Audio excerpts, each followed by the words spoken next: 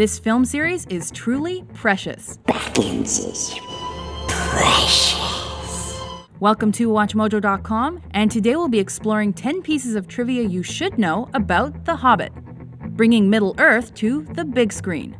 Kicking off our list is a factoid about the struggle to adapt J.R.R. Tolkien's fantastical writings to the screen. Legends like Stanley Kubrick and even the Beatles voiced interest, but the first to actually do it were Rankin and Bass, the guys behind all those classic stop-motion Christmas specials. Their 1977 musical, The Hobbit, came out a full year before the ambitiously rotoscoped adaptation of The Lord of the Rings.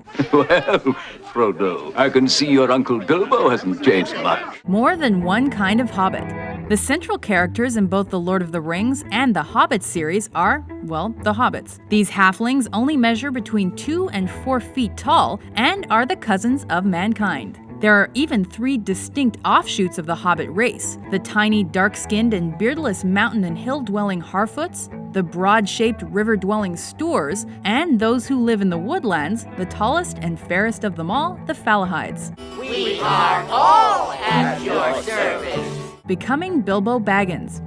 Finding a young Bilbo Baggins for 2012's The Hobbit series was not an easy task. Before the part went to Martin Freeman, Harry Potter's Daniel Radcliffe, Doctor Who's David Tennant, Transformers' Shia LaBeouf, X-Men First Class's James McAvoy, and Spider-Man's Tobey Maguire were all candidates. So, who's who again? Middle-earth can be a confusing place. For example, the 2 main villains in The Lord of the Rings are Sauron and Saruman. Because of the similarity, studio execs for the 1978 animated feature renamed Saruman Ahriman, but changed it back after receiving negative feedback. However, you can still hear the altered name in certain parts of the movie. Meanwhile, in the world of The Hobbit, there are no less than 13 dwarves accompanying Gandalf and Bilbo on their adventures, and most of their names rhyme. So, tomorrow begins your greatest adventure. The comic relief.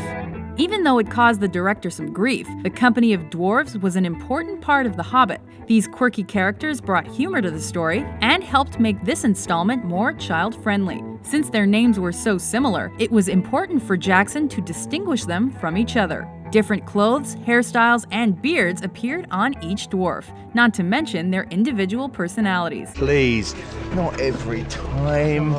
Get off. Jackson expanded the characters so much, he had to split the novel over 3 movies. The screen legend returns.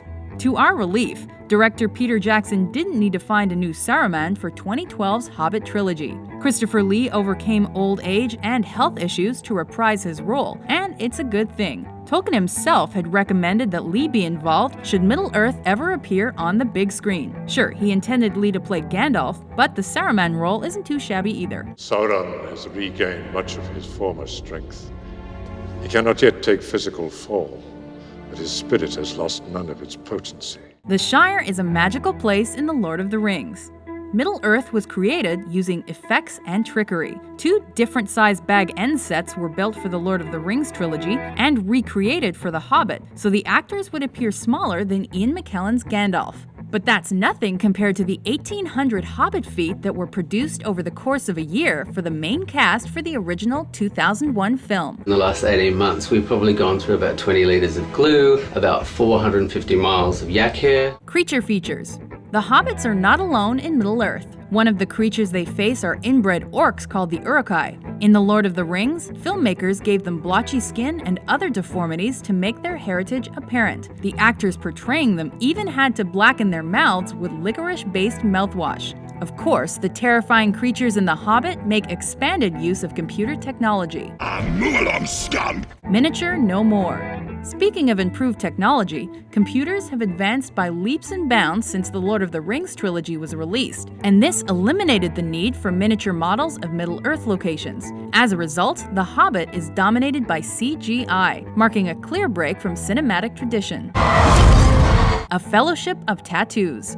Rounding out our trivia list is a factoid about the cast's ink. The original Lord of the Rings cast worked together for years, so it's not hard to imagine the bond they forged. After filming Wrapped, 8 of the 9 Fellowship members got tattoos of the Elven word for 9. With many reprising their roles in the Hobbit trilogy, we may even catch a glimpse of the Tats in Middle-earth. What's your favorite Hobbit factoid? For more entertaining trivia videos, be sure to subscribe to WatchMojo.com. Can you promise that I will come back? No. And if you do, you will not be the same.